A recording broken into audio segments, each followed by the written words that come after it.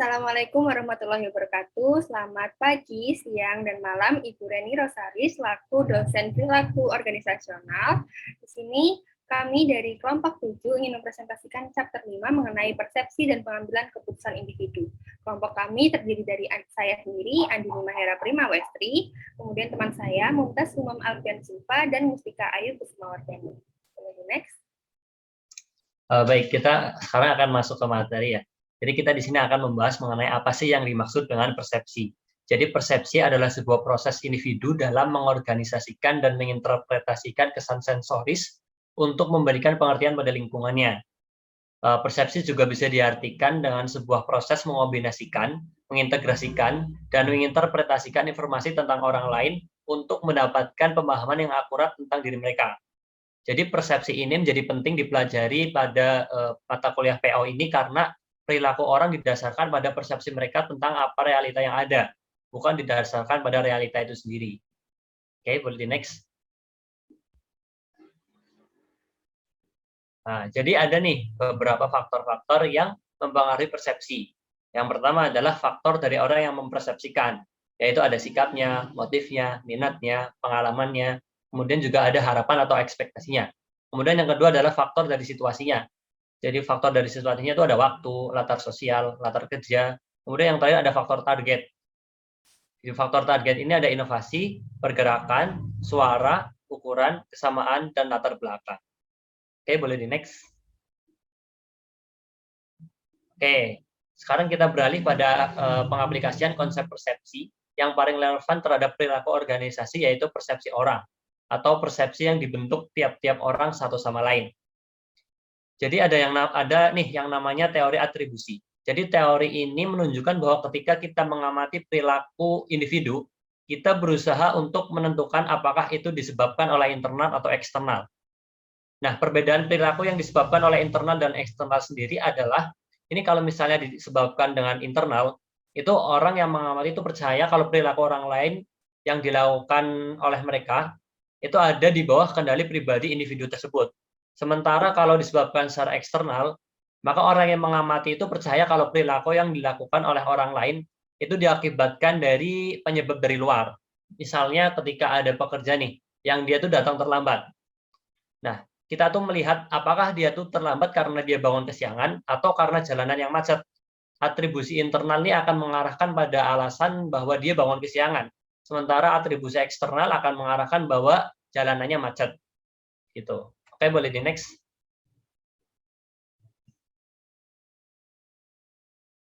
Nah, jadi kita di sini sekarang akan membahas mengenai faktor penentunya. Jadi ada 3 faktor untuk menentukan atribusi ini. Yang pertama adalah kekhasan. Ketika misalnya pekerja tuh ada yang datang terlambat, kita tuh bertanya, apakah pekerja ini udah sering melakukannya? Nah, jika udah biasa melakukannya, maka kita bisa mengatribusikan keterlambatannya sebagai atribusi internal. Sebaliknya, jika keterlambatannya adalah hal yang nggak biasa, maka ini menunjukkan adanya sesuatu yang khas, sehingga kita bisa mengatribusikannya dengan atribusi eksternal.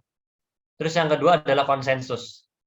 Jadi ketika ada pekerja yang terlambat, kita harus melihat nih, apakah teman-temannya yang lain, pekerja-pekerja lain juga terlambat juga. Nah, kalau sebagian besar mereka itu terlambat juga, maka ini menunjukkan adanya konsensus, sehingga kita bisa beratribusi eksternal. Jadi seperti yang digambarkan di garis-garis ini ya, kalau individual behavior di sini ada konsensus. Kalau konsensusnya high, berarti di sana atribusinya eksternal. Sementara kalau konsensusnya low, berarti di sana atribusinya internal.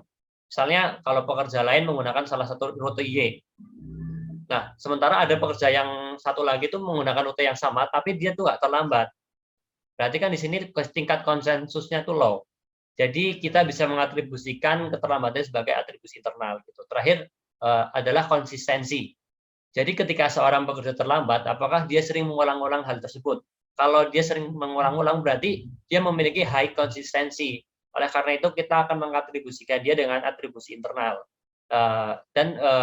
Begitu intinya. Jadi semakin tinggi konsistensi, maka semakin cenderung kepada atribusi internal.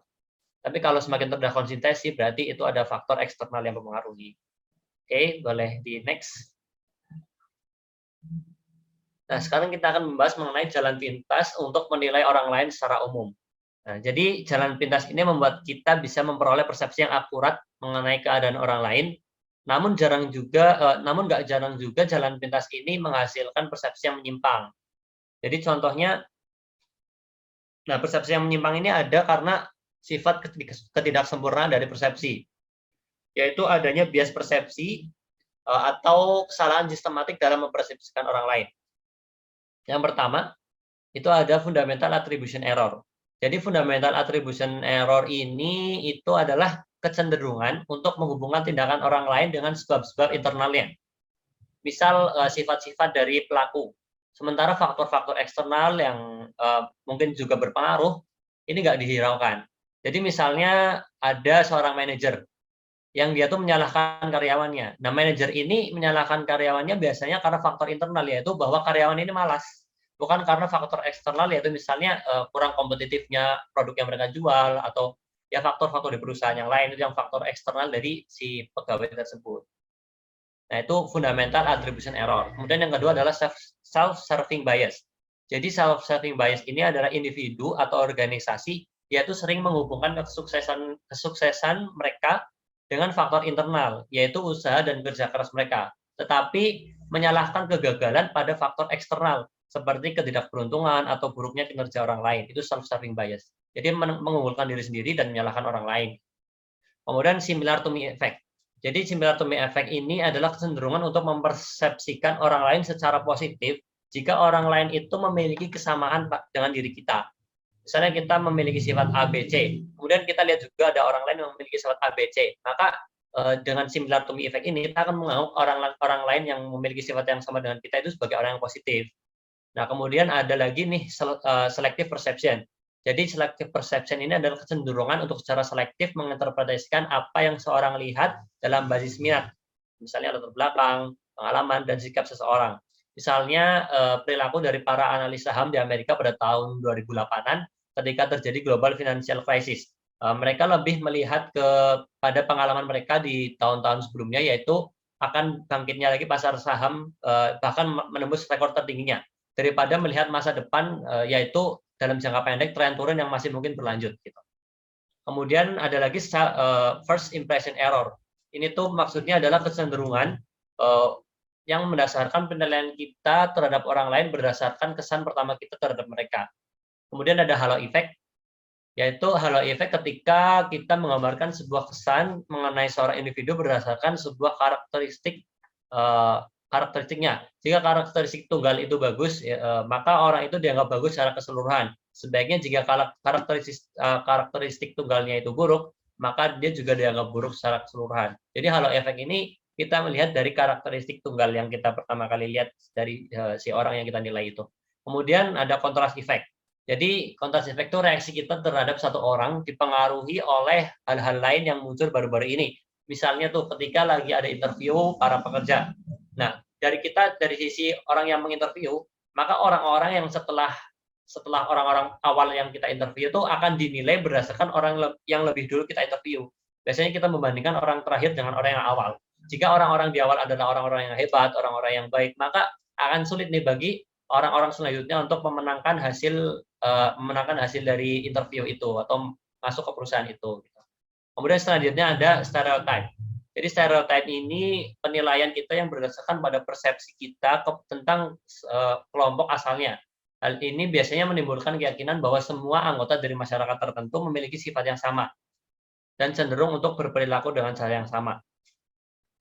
Sebenarnya permasalahan stereotype ini baru muncul ketika kita mengeneralisir semua orang dari kelompok tertentu meskipun hal itu tidak benar. Kemudian selanjutnya adalah self-fulfilling prophecies. Jadi self-fulfilling prophecies ini adalah kecenderungan bahwa harapan seseorang tentang orang lain itu menyebabkan orang lain tersebut berperilaku secara konsisten dengan harapannya. Hal ini bisa bersifat positif yang disebut dengan Pygmalion effect atau juga negatif yang disebut dengan Golem effect. Gitu. Kemudian boleh di next. Baik, kita menuju ke aplikasi di dalam organisasi. Jadi yang pertama, misalnya nih ada interview karyawan. Ada riset yang menunjukkan bahwa 10 detik pertama interview itu adalah hal yang paling krusial dalam pembentukan kesan pada orang lain. Kemudian berdasarkan riset juga, sangat sedikit perubahan keputusan interview yang terjadi setelah 4-5 menit pertama. Jadi informasi yang diperoleh ketika awal proses interview akan menghasilkan bobot lebih besar nih daripada informasi yang diperoleh ketika akhir wawancara. Selain itu, para pelamar yang baik akan lebih dikategorikan kepada siapa yang tidak memiliki karakter jelek. Akan lebih dikategorikan kepada siapa yang tidak memiliki karakter jelek daripada siapa yang memiliki karakter baik. Gitu. Jadi terus yang kedua ada harapan kinerja. Orang-orang tuh biasanya akan mencoba membenarkan persepsi mereka, walaupun pada kenyataannya persepsi mereka ini udah terbukti keliru. Misalnya ada self-fulfilling prophecy, Pygmalion effect, itu menyebabkan ekspektasi mereka akan menentukan perilaku mereka. Jadi jika seorang manajer mengekspektasikan hal-hal besar pada karyawannya, maka karyawan tersebut tidak akan mengecewakan manajernya. Sebaliknya, jika sedari awal si manajer ini sudah berprasangka buruk, sudah mengekspektasikan hal buruk kepada karyawannya, maka ekspektasi ini akan menjadi kenyataan menurutnya sendiri. Kemudian yang ketiga adalah evaluasi kinerja. Jadi biasanya penilaian kinerja seorang karyawan akan sangat bergantung pada persepsi, sehingga banyak pekerjaan dievaluasi dalam istilah yang subjektif. Jadi pengukuran subjektif ini sebenarnya perlu ya, tetapi menjadi bermasalah ketika adanya bias tadi, yaitu bias persepsi selektif, efek kontras, efek halo, dan lain sebagainya yang sudah kita bahas tadi. Oke, untuk selanjutnya akan dibahas oleh teman saya. Boleh di next. Oke, baik. Sebelumnya membahas tentang konsep perspektif, sekarang kita membahas tentang pengambilan keputusan. Jadi pengambilan keputusan itu tuh merupakan satu kegiatan atau aktivitas untuk mengidentifikasi dan memilih solusi mana yang mengarah pada hasil akhir yang diinginkan.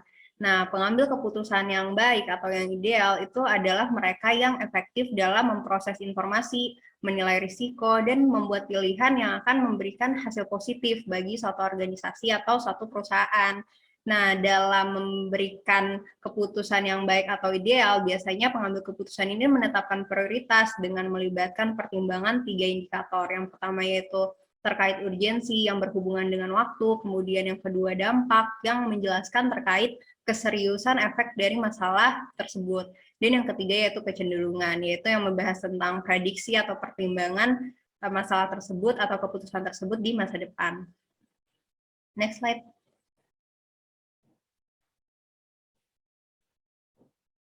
Nah, ini ada beberapa proses dalam pengambilan keputusan, mulai dari menentukan kemungkinan-kemungkinan pilihan mana yang bisa menjadi keputusan akhir, kemudian dieliminasi dari banyaknya pilihan menjadi satu pilihan utama karena pengambil keputusan itu merasa bahwa ini adalah hal yang paling prioritas untuk dijadikan aksi atau implementasi dalam pengambilan keputusan tersebut. Jadi pilihan final atau keputusan yang paling prioritas itu bisa bukan hanya berupa tindakan, tapi juga bisa berupa opini atau pernyataan. Next slide. Nah, dalam pengambilan keputusan itu ada beberapa kategori model. Yang pertama itu model rasional, yang kedua itu model rasionalitas terbatas, dan yang ketiga yaitu model intuisi. Penjelasan ada di slide berikutnya. Next slide. Nah, yang pertama itu model rasional. Ini model rasional yang paling jarang digunakan oleh pengambil keputusan. Nah, model rasional itu kategori pengambilan keputusan yang didasarkan pada sekumpulan asumsi.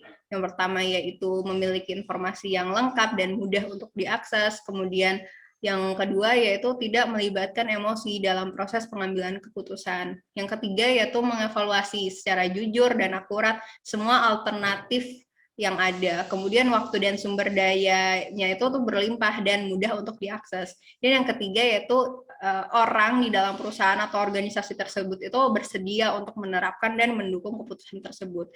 Ada beberapa tahap yang digunakan dalam model rasional ini. Yang pertama yaitu dengan mengidentifikasi permasalahan atau kesempatan yang terlebih dahulu, kemudian mengenerate alternatif solusi atau solusi-solusi yang bisa dijadikan untuk keputusan akhir. Kemudian dari pilihan-pilihan atau solusi yang ada itu dievaluasi dan dieliminasi menjadi satu pilihan utama yang kemudian diimplementasikan sebagai keputusan akhir. Next slide. Nah, yang kedua yaitu model rasionalitas terbatas. Ini adalah model kategori pengambilan keputusan yang paling umum digunakan, didasarkan pada beberapa asumsi, yaitu yang pertama pemrosesan informasi yang terbatas. Jadi pengambil keputusan itu tidak bisa mengambil atau memproses semua informasi, bisa jadi terkendala dengan aksesnya dan lain sebagainya. Jadi dengan model rasionalitas terbatas, itu asumsinya bahwa informasinya itu diproses secara terbatas sebisanya dan sifatnya itu satisfying. Jadi setidaknya keputusan akhir itu bisa memuaskan anggota atau bisa memuaskan hasil terhadap organisasi atau perusahaan tersebut. Kalau model rasional yang sebelumnya itu sifatnya itu optimizing, bagaimana caranya untuk mengoptimalkan keputusan akhir, tapi kalau model rasionalitas terbatas, setidaknya dia bisa memuaskan. Kemudian asumsi berikutnya yaitu memilih solusi yang memenuhi beberapa kualifikasi minimum. Setidaknya cukup baik untuk diimplementasikan sebagai keputusan akhir. Next slide. Nah, ini model intuisi, itu model pengambilan keputusan yang dibedakan menjadi dua kategori. Ada yang firasat holistik atau holistic hunch, dan pengalaman otomatis atau automated experiences. Kalau firasat holistik itu penilaian atau keputusan yang asumsinya itu didasarkan pada integrasi bawah sadar, informasi yang disimpan dalam memori, sedangkan pengalaman otomatis itu pilihan atau keputusan berdasarkan situasi yang familiar dan mengaplikasikan sebagian di bawah sadar dan informasi yang dipelajari sebelumnya terkait dengan situasi tersebut. Jadi pengambil keputusan itu sudah pernah mempelajari situasi tersebut dan pernah berpengalaman dalam situasi tersebut, dan sehingga memudahkan mereka ketika mengambil keputusan di kemudian hari dengan situasi yang sama. Next slide. Nah, ini ada beberapa langkah untuk mengurangi bias atau kesalahan dalam pengambilan keputusan. Yang pertama yaitu fokus pada tujuan, yang kedua mencari informasi yang menyangkal pernyataan kita. Jadi informasi atau alternatif solusi yang kita hadirkan atau yang pengambil keputusan hadirkan itu bukan hanya yang positif terhadap keputusan akhir, tapi juga ada yang negatif sehingga pertimbangannya itu bisa lebih netral dan bisa lebih objektif. Kemudian langkah yang ketiga yaitu tidak membuat makna dari peristiwa acak, jadi harus runut berdasarkan tahap-tahap dalam proses pengambilan keputusan. Dan yang keempat yaitu meyakinkan dan menekankan pilihan kita yang akan diimplementasikan terhadap organisasi atau perusahaan. Next slide. Nah, ini ada beberapa perbedaan individu dan juga organisasi yang bisa mempengaruhi pengambilan keputusan. Perbedaan individu itu diantaranya kepribadian, jenis kelamin, kemampuan mental, dan perbedaan budaya. Sedangkan secara lingkup organisasional yang bisa mempengaruhi pengambilan keputusan itu ada sistem evaluasi kinerja, sistem imbalan, peraturan formal, sistem impulse time constraint, dan contoh historis. Next slide. Nah, ini ada 3 kriteria dalam pengambilan keputusan yang etis. Yang pertama itu utilitarianisme, yaitu keputusan dibuat semata-mata berdasarkan outcome atau hasil akhir yang diinginkan. Kemudian yang kedua itu etika perilaku, yaitu satu bidang studi yang menganalisis bagaimana orang itu bisa berperilaku dengan baik yang dihadapkan pada dilema etika. Dan yang ketiga itu aktivitas yang tidak etis, contohnya yaitu perilaku berbohong. Next slide.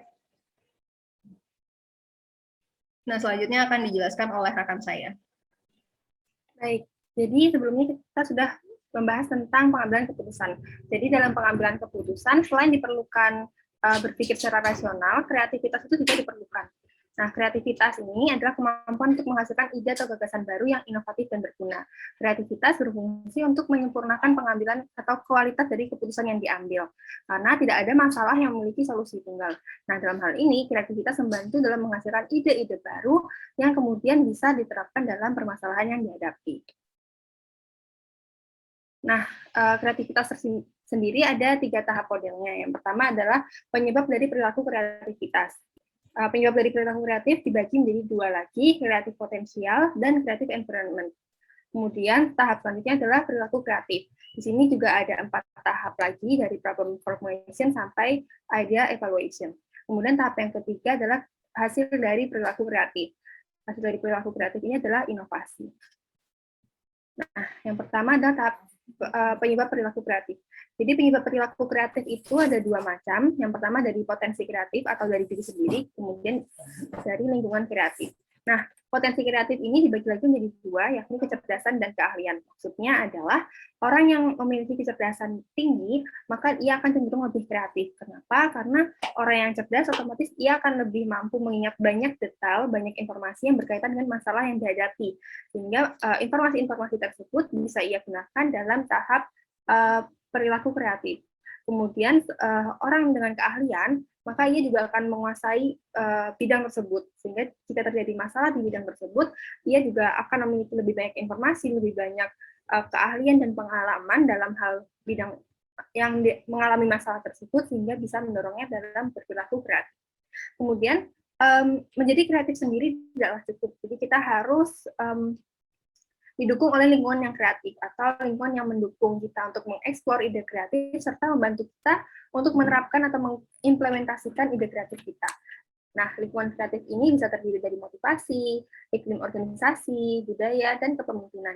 Jadi, jika iklim organisasi atau kepemimpinannya itu tertutup, maka itu juga akan mempengaruhi kreativitas kita yang jadi terhambat. Gitu. Kemudian, tahap yang kedua adalah perilaku kreatif. Nah, perilaku kreatif itu terdiri dari 4 tahap lagi. Dimulai dari formulasi masalah. Jadi di tahap ini, seseorang yang hendak berperilaku kreatif, dia mulai mengidentifikasi apa masalah yang dihadapi, apa peluang solusi yang masih dibutuhkan, begitu. Kemudian masuk ke tahap selanjutnya, yakni pengumpulan informasi. Jadi setelah masalahnya ditentukan, apa masalah yang terjadi dan solusi apa yang diharapkan, maka selanjutnya pelaku perilaku kreatif akan mengumpulkan informasi-informasi yang berkaitan dengan permasalahan tersebut, gitu. Kemudian informasi-informasi tersebut akan dimanfaatkan di tahap yang selanjutnya, yakni pemunculan ide. Dari informasi yang sudah dikumpulkan tadi, dipilah mana yang kira-kira berkaitan, relevan dengan masalah yang dihadapi, dan kemudian dirancang menjadi alternatif-alternatif solusi yang mungkin dapat diterapkan untuk menyelesaikan masalah. Nah, dari alternatif solusi dari pemunculan ide, kemudian masuk ke tahap evaluasi ide. Jadi, alternatif solusi tersebut kemudian dipilih mana yang paling memungkinkan untuk diterapkan, mana yang paling solutif dalam menyelesaikan masalah yang terjadi. Kemudian, tahap yang ketiga adalah keluaran dari kreatif. Jadi, perilaku kreatif itu tidak selalu menghasilkan sesuatu yang inovatif. Keluaran dari perilaku kreatif itu yang benar-benar diharapkan adalah sesuatu yang baru dan berguna. Karena jika ia baru tapi tidak berguna, otomatis dia tidak akan bermanfaat untuk menyelesaikan masalah. Sedangkan jika dia berguna tapi tidak baru, maka itu tandanya itu bukanlah bukanlah perilaku kreatif, bukanlah kreativitas, karena kreativitas adalah kemampuan untuk menciptakan sesuatu yang baru. Gitu. Jadi keluaran dari perilaku kreativitas yang diharapkan adalah sesuatu yang baru dan berguna atau dinamakan inovasi.